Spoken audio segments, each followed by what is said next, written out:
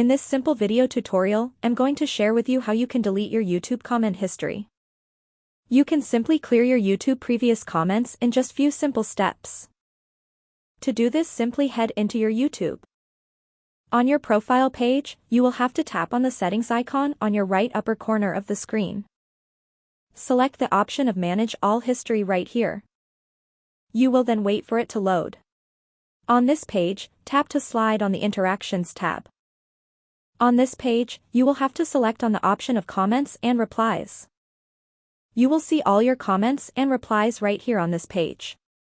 To delete any comment or reply, you will just have to tap on this X icon and confirm if you wish to delete your comment on a certain video. If confirmed, your comment will roughly take like an hour to completely get deleted on any video. That's how easy it is to delete your comments history on YouTube. If you have any questions, just let me know in the comments section down below. Please don't forget to leave a like, share and subscribe for more video tutorials like this one.